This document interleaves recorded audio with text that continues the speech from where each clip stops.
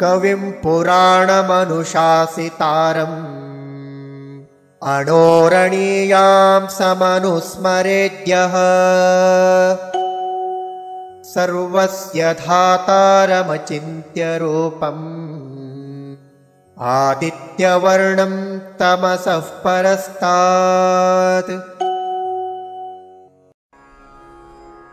कविं पुराणम् अनुशासितारम् अणोः अणीयांसम् अनुस्मरेत् यः सर्वस्य धातारम् अचिन्त्य रूपम् आदित्य वर्णं तमसः परस्तात्।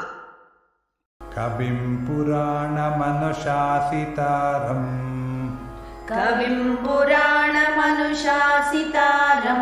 अणोरणीयां समनुस्मरेद्यः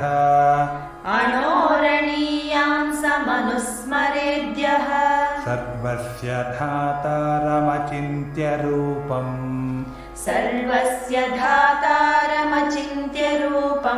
आदित्यवर्णं तमसः परस्तात्।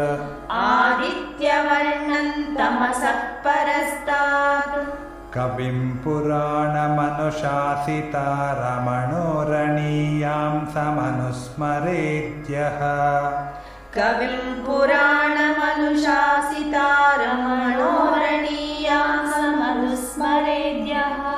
सर्वस्य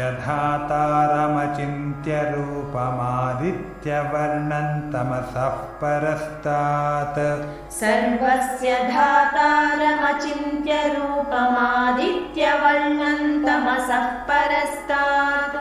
कविं पुराणमनुशासितारमणोरणीयां समनुस्मरेद्यः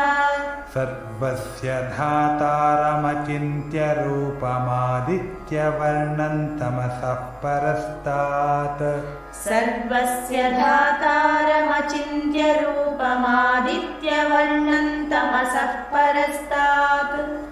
कविं पुराणमनुशासितारमणोरणीयां समनुस्मरेद्यः सर्वस्य धातारमचिन्त्य रूपमादित्यवर्णं तमसः परस्तात्। कविं पुराणमनुशासितारमणोरणीयां समनुस्मरेद्यः सर्वस्य धातारमचिन्त्य रूपमादित्यवर्णं तमसः परस्तात्।